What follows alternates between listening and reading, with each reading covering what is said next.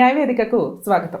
ఈ మధ్యకాలంలో మనం చూస్తున్నాం, విడాకులు అనేవి చాలా సర్వసాధారణం అయిపోయినాయి. భార్యాభర్తలుగా కొంచెం అడ్జస్ట్మెంట్ లేకుండా ఏదన్నా గొడవలు జరిగితే మధ్యలో ఆ పేరెంట్సో ఈ పేరెంట్సో ఓవర్ ఇన్వాల్వ్మెంట్ల వల్ల, లేకపోతే వీళ్ళకి బాండింగ్ ప్రాపర్గా లేకపోవడం వల్ల ఆస్తి తగాదాలు ఇన్కమ్కి సంబంధించి ముందే, అంటే మ్యారిటల్ లైఫ్ నిలబడుతుందో లేదో తెలుసుకోకుండా ముందే మీ ఆస్తి ఎంత, నీ ఇన్కమ్ ఏంటి, నువ్వు నాకు ఇవ్వాలి, నేను నిన్ను పోషించాలా అంటూ చిన్న చిన్న విషయాలకే విడాకులు తీసుకుంటూ కోర్టుల చుట్టూ తిరుగుతూ, లేదా ఏదో ఒక సెటిల్మెంట్. అసలు ఈ మధ్య అయితే ఇంకా ట్రెండ్ త్వరగా కోర్టుల చుట్టూ తిరగడం, ఎందుకని త్వరగా సెటిల్మెంట్ చేసేసుకొని పీడ వదిలించుకోవడానికి అన్నట్లే చూస్తున్నారు. సో ఈ సందర్భంలో మ్యాక్సిమం కేసులు కోర్టు గడప దగ్గరే అంతమవుతున్న సందర్భాలు. ఒకప్పుడు వివాహ వ్యవస్థ అంటే చాలా చిన్న చిన్న పిన్ పాయింట్స్లో మ్యారేజ్ జరుగుతున్న సిస్టమ్స్లో మ్యారేజ్ జరిగేటప్పుడు ఆ పద్ధతులకు కానీ ఆచార వ్యవహారాలకు కానీ ఇచ్చే రెస్పెక్ట్ చాలా వాల్యుబుల్గా ఉండేది. ఎక్కువ మంది వచ్చి బ్లెస్ చేయడం వల్ల కనీసం వాళ్ళ కాపురంలో అంతా కూడా మంచిగా జరుగుతుంది అనే పొజిషన్ నుంచి వీడియోలు, కెమెరాలు వీటికే హైలైట్ అయిపోయి ఆల్బమ్స్ వచ్చే సందర్భానికి మనకి విడాకుల కోసం కోర్టుల చుట్టూ తిరుగుతున్న పొజిషన్ ఈ రోజున ఉంది. మిగతా అన్ని కేసుల కంటే కూడా ఈ రోజున ఫ్యామిలీ కోర్ట్స్లో కేసెస్ నెంబర్ ఆఫ్ కంటిన్యూ అవుతున్నాయి. ఏ కోర్టు కన్నా మీరు తెలిసిన వాళ్ళ ద్వారా చూడడానికి వెళ్ళినా కూడా మీకు అర్థమవుతుంది ఎంత క్రౌడ్ ఉంటుందంటే ఫ్యామిలీ కోర్ట్స్లో. ఇక అంతకంటే విలన్స్ ఇంకెవరు ఉండరు. ఇటు భార్య మీద భర్త, భర్త మీద భార్య చెప్పుకునే పద్ధతులు ఇవన్నీ. సో భార్యాభర్తల బంధానికైతే విడాకులు ఉన్నాయి, కానీ మరి తల్లిదండ్రుల పరిస్థితి ఏంటి, పిల్లలు మైనర్సు, పిల్లల పోషణ ఏంటి, పిల్లల బాధ్యత ఎవరు తీసుకోవాలి అనే దాని మీద పిల్లల్ని ఒక ఫుట్బాల్స్ లాగా ఆడుకుంటున్నారు అంటూ సుప్రీంకోర్టు చాలా సందర్భాల్లో వార్తలు పెట్టి సెన్సేషనల్ గైడ్లైన్స్, కామెంట్స్ చేయడం కూడా జరిగింది. అంటే మీ మనాన్ని మీరు పిల్లల్ని కనేసి వాళ్ళకి తల్లో తండ్రో లేకుండా చేస్తూ మళ్ళీ దానికి అదేదో మెయింటెనెన్స్ నువ్వు కట్టు అంటూ కోర్టుల చుట్టూ తిరుగుతూ వాళ్ళని ఒక టాయ్స్ లాగా ట్రీట్ చేస్తున్న సందర్భాలు, వాళ్ళ ఈ ఎఫెక్ట్ అనేది వాళ్ళ మానసిక స్థితి మీద చాలా ఎఫెక్ట్ పడుతుంది అనేది సుప్రీంకోర్టు చాలా సందర్భాల్లో ఆవేదన వ్యక్తం చేయడం జరిగింది జడ్జిమెంట్స్ పాస్ చేస్తున్న సందర్భాల్లో. సో కోర్టులో కేసులు నడుస్తున్నప్పుడు, అంటే విడాకుల కేసు కానీ, రెస్టిట్యూషనల్ కంజుగల్ రైట్స్ కేసు కానీ, లేదా అమ్మాయి వేసే 498 కానీ, డొమెస్టిక్ వైలెన్స్ కానీ, మెయింటెనెన్స్ కేసులు కానీ, ఇవి నడుస్తూ ఉండగా మెయింటెనెన్సు అంటే పిల్లల పోషణ, తన పోషణ ఏ రకంగా తీసుకోవడానికి ఉంటుంది అంటే, maintenance case under section 125 CrPC ప్రకారం భార్య ఎవరైతే విడిగా ఉంటుందో ఆ భార్య తన దగ్గర కస్టడీలో ఉన్న పిల్లలు కలిపి తను గార్డియన్ కింద అందరికీ మాకు ఇంత మెయింటెనెన్స్ ఇవ్వండి అని చెప్పి భర్త మీద మెయింటెనెన్స్ కేసు ఫైల్ చేయడం జరుగుతుంది. అలాగే ఒకవేళ భర్త డైవర్స్ కేసు వేసినా, లేదా కాపురానికి రమ్మని కేసు ఫైల్ చేసినా, లేదా ఈవిడే అతను డైవర్స్ వేస్తున్నాడు లేదా నన్ను కాపురానికి తీసుకెళ్ళమని రెస్టిట్యూషనల్ కంజుగల్ కేసు వేసిన, అంటే డైవర్స్ కేసులో కానీ ఆర్సీఆర్లో కానీ సెక్షన్ 24 హిందూ మ్యారేజ్ యాక్ట్ ప్రకారం టెంపరీ మెయింటెనెన్స్ ఇమ్మని చెప్పి అడిగే హక్కు కూడా వైఫ్కి ఉంటుంది. వైఫ్కే కాదు, జెంట్కి కూడా ఉంటుంది. ఇన్ కేస్ అతను అన్ఎంప్లాయీ, తనని తాను వర్క్ చేసుకునే పొజిషన్లో లేడు, డిపెండెంటు, భార్య మంచి ఫైనాన్షియల్గా శాలరీ హోల్డరు, బిజినెస్లు ఉన్నాయి, లేకపోతే ఇన్కమ్ ఉంది, ఎక్కువ స్టేజ్లో ఉంది అనేది ఉన్నప్పుడు జెంట్స్ కూడా మెయింటెనెన్స్ ప్రొసీడింగ్స్లో సెక్షన్ 24 హిందూ మ్యారేజ్ యాక్ట్ ప్రకారం అడిగే రైట్స్ ఉన్నాయి. టెంపరీ మెయింటెనెన్స్ అంటే ఇంటీరియర్ మెయింటెనెన్స్ ప్రొసీడింగ్స్ ఉంటాయి. అంటే మంత్లీ పిల్లల ఖర్చుల కోసం, ఇక్కడ మనం ఓన్లీ చిల్డ్రన్స్ గురించి మాట్లాడుతున్నాం కాబట్టి పిల్లల మెయింటెనెన్స్కు స్కూల్ ఫీజులు, మెడికల్ ఎక్స్పెన్సెస్ ఏమన్నా ఉన్నా వీటి గురించి మాట్లాడుకోవడం జరుగుతుంది. ఈ రోజున చాలామంది మహిళలు ఎట్లా ఉంటారంటే, ఒకటి భర్త తీసుకెళ్ళకపోవడం కాపురానికి, లేదా ఈవిడే వెళ్ళకపోవడం. పద్ధతి ప్రకారం కాపురాలు జరగని సందర్భాల్లో ఇద్దరు ఒకళ్ళ మీద ఒకళ్ళు ఎలిగేషన్స్ వేసుకుంటూ ఇక జెంట్స్ని మాత్రమే మెయింటెనెన్స్ పే చేయాలి అనేది చాలా స్ట్రిక్ట్గా హెరాస్మెంట్ లాగా ప్రొసీడ్ అవుతూ ఉన్న సందర్భాలు చాలా నడుస్తూ ఉన్నాయి ఈ రోజుల్లో. అంటే ఉమెన్ తన జాబ్ చేసుకుంటూ కూడా పిల్లల్ని పోషించే బాధ్యత అంతా తండ్రిదే అనడానికి కుదరదు. దానికి సంబంధించి జడ్జిమెంట్స్ కూడా ఉన్నాయి. సో ఇక్కడ ముందు పిల్లలే మెయిన్ ఇంపార్టెంట్ కాబట్టి వాళ్ళని చూసుకోవాల్సిన బాధ్యత తల్లిదండ్రులకి ఉంటుంది. వాళ్ళు తీసుకునే షార్ట్ టెంపర్స్, డెసిషన్స్ వల్ల పిల్లల భవిష్యత్తులో వాళ్ళకి చాలా ఇబ్బందికరమైన సిచ్యుయేషన్స్ వెతుక్కోవడం, తండ్రి ఏదో లేకపోతే తల్లి ఏదో విపరీతంగా పోషిస్తున్నట్టుగా తల్లి ఫీల్ అయిపోవడం, తండ్రి ఏదో ముష్టేస్తుంటే మెయింటెనెన్స్కి నా దగ్గర వచ్చేదే పావాలా, అందులో 10 పైసలు వాళ్ళకి ఇవ్వాలా అంటూ ఆయన కోర్టుల చుట్టూ తిరగడం, ఇదంతా కొంత ఎంబ్రాసింగ్ సిచ్యుయేషన్ అయినప్పటికీ వాళ్ళ కుటుంబాన్ని వాళ్ళు కోర్టుల దాకా తెచ్చుకుంటున్నారు. దీనికంటే ఫుల్ అండ్ ఫైనల్ సెటిల్మెంట్ చేసుకోవడం ఎక్కువ ఉత్తమం అనేది నా ఉద్దేశం. ఎందుకంటే కోర్టుల చుట్టూ తిరిగి పిల్లల్ని మానసికంగా ఇబ్బంది పెట్టడమే అవుతుంది. మీరు చేసే మిస్టేక్స్కి పిల్లల మీద ఎఫెక్ట్ ఎక్కువ పడుతుంది. సో దీనికి సంబంధించి సుప్రీంకోర్టు సిద్ధార్థ భూపేంద్ర సింగ్ వర్సెస్ జస్బిన్ కౌర్ అనే కేసులో ఇది జడ్జిమెంట్ వచ్చేసరికి ఏఆర్ 2000 మధ్యప్రదేశ్, పేజ్ నెంబర్ 330 అండి. దీంట్లో వెరిఫై చేసుకుంటే సుప్రీంకోర్టు సెన్సేషనల్ కామెంట్స్ గైడ్లైన్స్ ఇవ్వడం జరిగింది. మైనర్ పిల్లల యొక్క వెల్ఫేరే సుప్రీం అథారిటీ, సుప్రీం కాన్స్టిట్యూషన్ అంటూ పిల్లలకి వాళ్ళ మైనర్ పిల్లల యొక్క వెల్ఫేర్కి ఎక్కువ ఇంపార్టెన్స్ ఇవ్వాలి అనేది ఈ జడ్జిమెంట్లో చెప్పడం జరిగింది. అంటే పిల్లల్ని టాయ్స్ లాగా ఆడుకుంటూ నేను కట్టను అంటే కుదరదు. వాళ్ళ వెల్ఫేర్కి కావాల్సింది తండ్రి ఎంత సంపాదిస్తున్నాడో అందులో కొంత పర్సంటేజు, ఒకవేళ తల్లి కూడా సంపాదిస్తుంటే ఆవిడ కూడా వెల్ఫేర్ని షేర్ చేసుకోవాల్సిన బాధ్యత ఉంటుంది అని చెప్పి పిల్లల వెల్ఫేర్ గురించి ఈ జడ్జిమెంట్లో సుప్రీంకోర్టు సీరియస్గా చెప్పడం జరిగింది. అలాగే కొన్ని సందర్భాల్లో తండ్రి ఒక్కడే భరించాలి అనే రూల్ ఎక్కడా లేదు. ఎందుకంటే తల్లి కూడా తను ఎంప్లాయ్ అయ్యి ఉండి మంచి ప్రాపర్గా ఇన్కమ్ ఉంటే కనుక, మంచి ప్రాపర్గా కాదు తను కూడా పోషించగలిగే స్థితిలో ఉంది అని ఉంటే కనుక తల్లి కూడా పిల్లల వెల్ఫేర్ని షేర్ చేసుకోవాలి, తండ్రి ఒక్కడే బాధ్యుడు కాదు అంటూ పద్మజ శర్మ వర్సెస్ రతన్లాల్ శర్మ అనే కేసులో జడ్జిమెంట్ విషయానికి వస్తే ఏఐఆర్ 2000 సుప్రీంకోర్టు జడ్జిమెంట్ అండి. ఇది పేజ్ నెంబర్ 1398.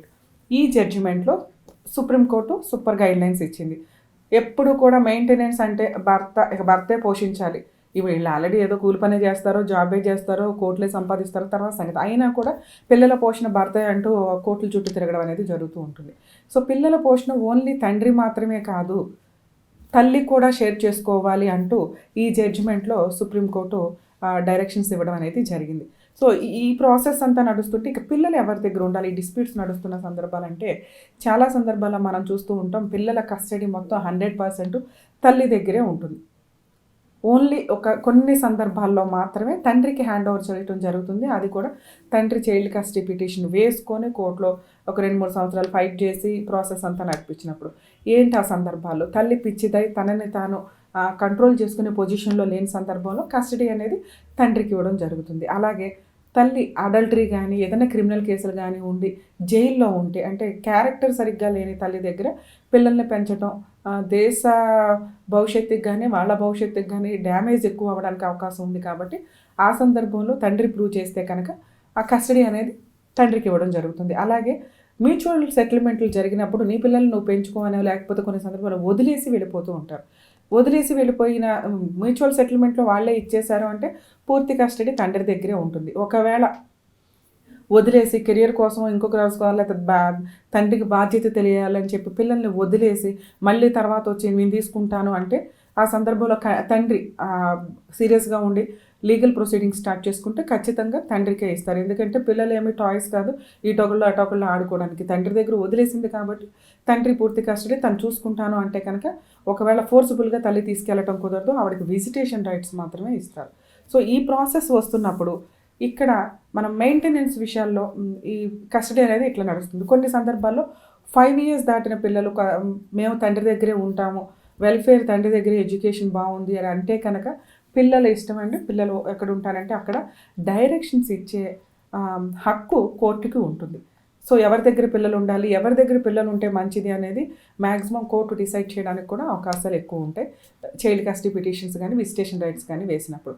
సో ఇంకా కొన్ని సందర్భాల్లో మెయింటెనెన్స్ల కోసం మెయింటెనెన్స్ కేసులో ఒక ఇంటీరియర్ మెయింటెనెన్స్లా తీసుకుంటారు, మెయిన్ మెయింటెనెన్స్ నడుస్తూ ఉంటుంది. ఆర్సీఆర్లో కానీ డైవర్స్లో కానీ మళ్ళీ సెక్షన్ 24 ప్రకారం మళ్ళీ మెయింటెనెన్స్ వేస్తారు. ఇట్లా 2-3 చోట్ల కట్టాలా అంటే 2-3 చోట్ల మెయింటెనెన్స్ కట్టాల్సిన అవసరం లేదు.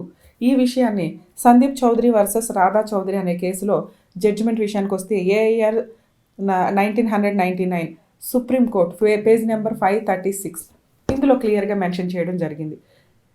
సెక్షన్ 125 CRPC ప్రకారం, సెక్షన్ 24 హిందూ మ్యారేజ్ యాక్ట్ ప్రకారం మెయింటెనెన్స్ 2-3 చోట్ల వేసి తీసుకుంటూ ఉంటే వీటిని క్లబ్ చేసి ఏది మేజరో కన్సిడర్ చేసి ఒక దగ్గర నుంచే తీసుకునే జడ్జిమెంట్ అనమాట. ఇది ఒక దగ్గర నుంచే తీసుకోమని చెప్పి గైడ్లైన్స్ ఆర్డర్ చేశారు.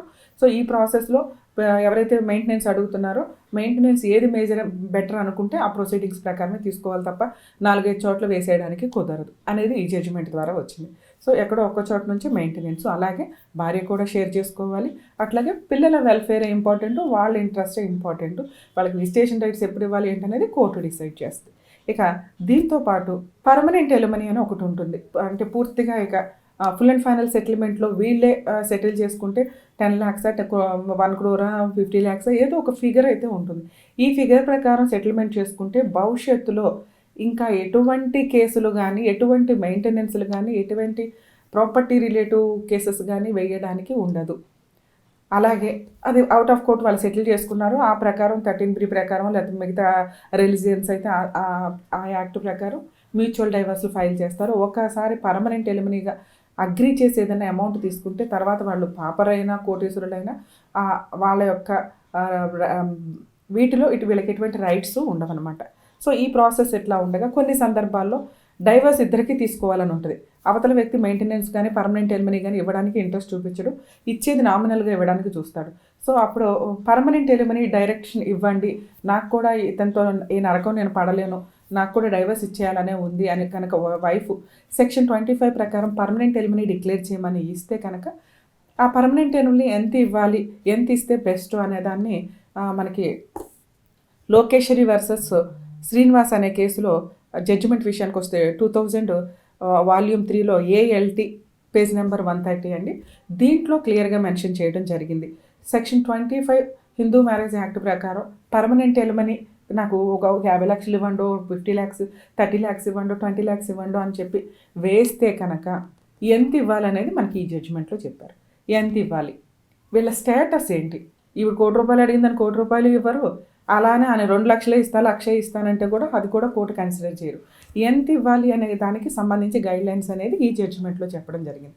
ఈ ప్రాసెస్కి వచ్చేసరికి అతని ఇన్కమ్ ఎంత, ఈవిడికి ఏమన్నా జాబ్ చేస్తుందా, ఫైనాన్షియల్ స్టేటస్ ఉందా, పర్మనెంట్గా తనకి ఏమైనా ప్రాపర్టీస్ ఉన్నాయా, దాని మీద ఏమైనా ఇన్కమ్ వస్తుందా, ఇతని శాలరీ ఎంత, ఇతని ఇన్కమ్ ఎంత, ఇతని ప్రాపర్టీస్ ఎంత అనేది చూసి పిల్లల వెల్ఫేర్కి ఎంత నెసెసిటీ ఉంటుంది, ఇతను ఎంత కట్టగలడు అనే దానికి రీజనబుల్గా చూసి మాత్రమే పర్మనెంట్ ఎలిమినీ అవి 5 lakhs 1 crore అంటే అతని స్టేటస్లో వీళ్ళు కూడా అంత ఈక్వల్గా ఉండాలి అనేదానికి. ఒకవేళ వీళ్ళకి ఎక్కువ ఉంటే ఇలా తగ్గించేయమని కాదు, ఇతని స్టేటస్ ఎక్కువ ఉంది చాలా తక్కువే ఇస్తాను అంటే కనుక రీజనబుల్గా చూసి మ్యాక్సిమం మీడియంగా డైరెక్షన్స్ ఇవ్వడం, పర్మనెంట్ ఎలిమినీ డిక్లేర్ చేయడం అనేది జరుగుతుంది.